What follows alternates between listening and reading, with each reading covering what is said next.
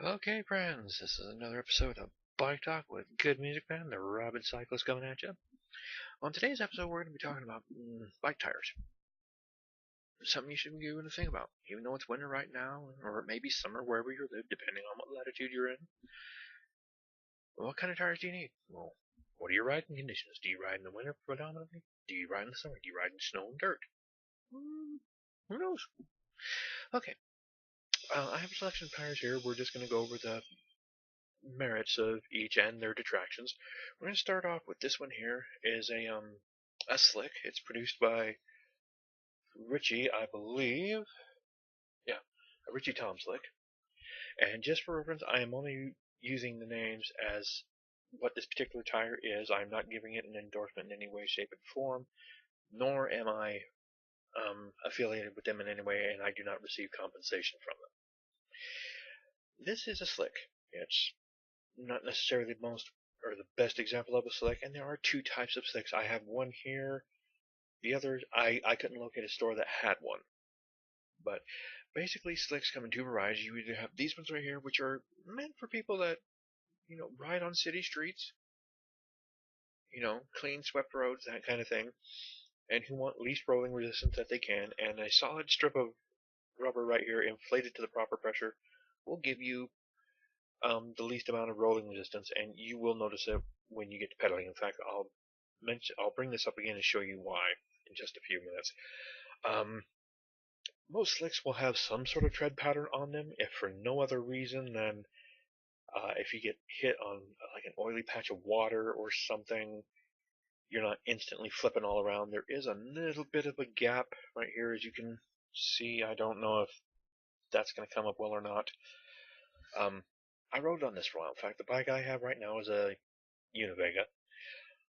When I bought it from the Bike Collective, it had this tire and another one I'll show you here in a minute. This one here is more for maybe racing or riding on city streets that have been fairly well swept of thorns by cars and various um, means that stuff gets swept off roads. Now there's another type of tire that is a, I wouldn't call it a slick, but it does deserve to be mentioned, and it's this one right here. This one is put out by Tioga. It's their City Slicker brand.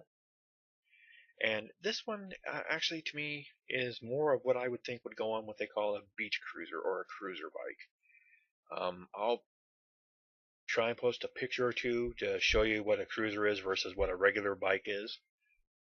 This is the kind of tire it is.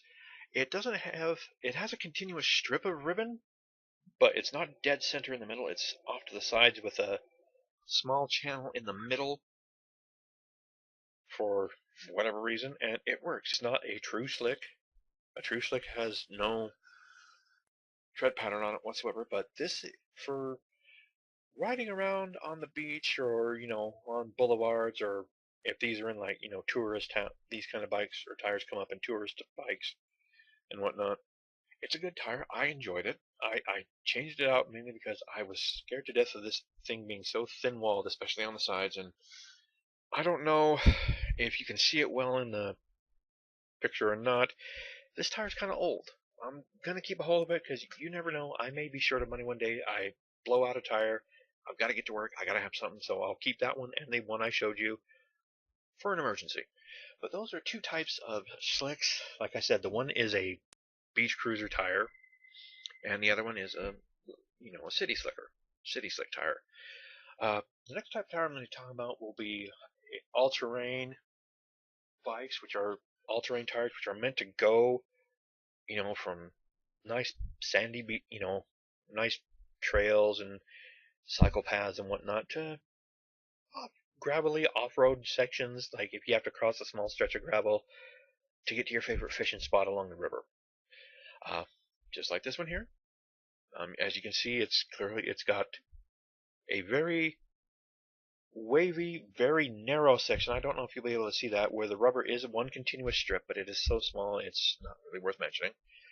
This kind of tire here is good for dusty to light dirt conditions. Like if you're riding a dirt trail from one part of town that you live in, and you have to cut across this little dirt trail in a field to get to where your bus stop is or where your home is. Good tire for it. Good all-around tire for commuting in a city if the street sweepers aren't exactly all that active and busy, or if you live in really dusty conditions, this tire will help you to avoid, dusty falls and whatnot. I don't know the brand of this particular tire manufacturer. I think it's a Chent Shin tire. I'm not sure. I'll type it out in the description, and maybe one of you will know what it is and tell me about it. It's made in China. I have no problem with it being made in China, only that, would like to be able to know what the name is so I can give the builder proper credit. Okay, next type of tire we're going to come up with is what I call the commuter and general purpose city tire. Now, it's this one right here. It's actually produced by a company called, the brand is a Forte. The actual make is called a Gotham.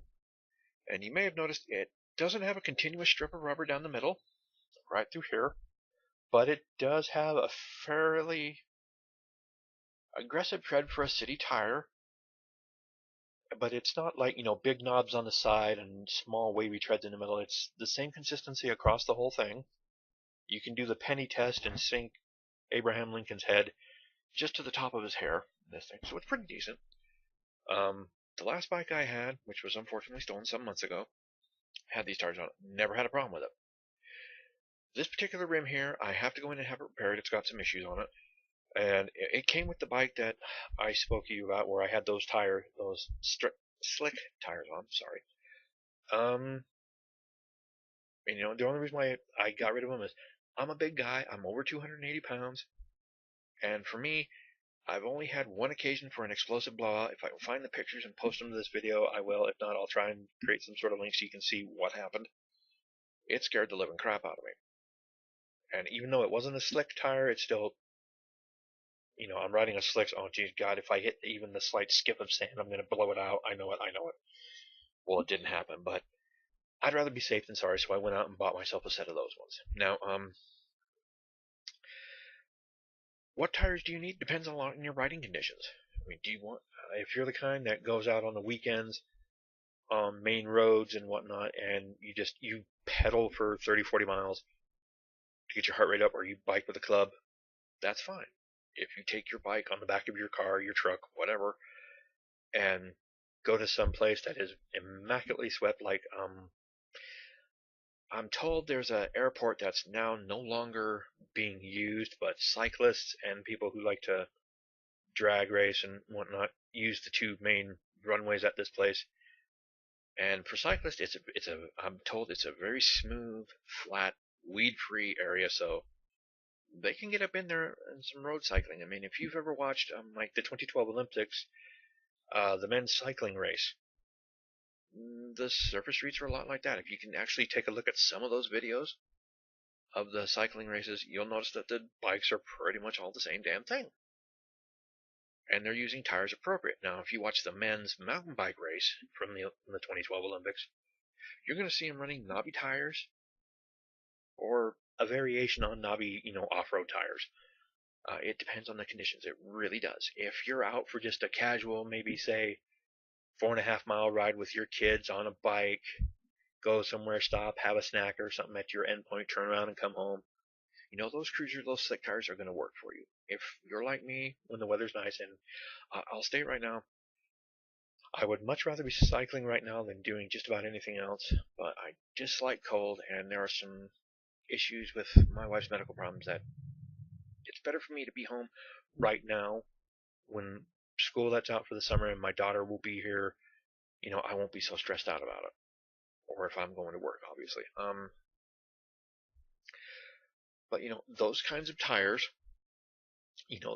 slicks and cruiser tires are perfectly fine for that kind of work. Now, if you're like me, you're a commuter, you want a tire that's going to work the best for you on the vast majority of the conditions you run in. And I'll point out a fact about me right now. I am a commuter more than anything else. I have nothing against using public transport. I don't drive because of I have let's just say my nerves get really super stressed when I'm driving on city streets. If I'm out on the freeway, I'm okay. In town, no, it doesn't work. That is not going to work for me on so many ways. And cycling is a much better thing for me. But that being said, I want to cycle where I can pedal as fast or as slow as I want, and I don't have to look over the shoulder here for a car coming up behind me. I will point out you can buy rear view mirrors that either clip onto your helmet if you wear one. That's another issue and another episode altogether entirely. Or one that clips to your handlebars and they work. I've seen them. I've used both. I'm not a huge fan of either one. And when we get to accessories for your bike and whatnot, we'll talk about that. But I like biking on trails and non-arterial streets in the city because, like I said, I don't have to look over my shoulder. I can kind of, for me, biking from, say, here to the old cigarette shop that my wife used to patronize, it was a good hour long, hour back. And I ride on River Trail. Enjoying, my thoughts went anywhere. I got to where I had to be. Came home. Nice ride. I tried doing that ride once on sticking to strictly the shortest street that I could, and I didn't enjoy it as much.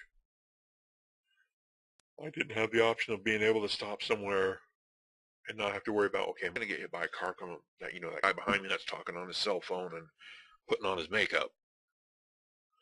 No, I'm not doing. I'd rather ride trails or ride protected bike infrastructure. Now, in another episode, we're going to talk about the Dutch model for infrastructure management and building, and versus what versus what we have here in Salt Lake and what we have here in the States as a whole. I'm going to try and get a hold of a few people to see if they can shoot me their takes on this and maybe even give me a short video clip I can integrate. We'll see how it goes, but that's for another story at a time. Those are the types of conditions I like to ride in, and for those Forte Gothams that I have are the best for me. I mean, they are the best for what I've seen. Tried others, care for much. These ones, they take a licking, they keep on ticking. Registered trademark. Now, as far as any other tires go, you do have tires for what they call fat bikes or fat tire bikes. It's a niche market that I think will possibly get out there into the weekend warrior types that go out and ride ATVs in the sand dunes and whatnot. But basically, a fat bike or a fat tire equipped bike is meant for you to enjoy the off-roading that you do in the summertime on your mountain bike, but instead do it on snow. And these tires are up to 2 to 3 times larger than this one right here, or even a mountain bike tire. But they are only inflated to between 40 to 60 pounds psi. And this is enough weight transfer from the rim to the tire to the snow that instead of cutting through the snow like a blade, you're scooting along the top of it. Works.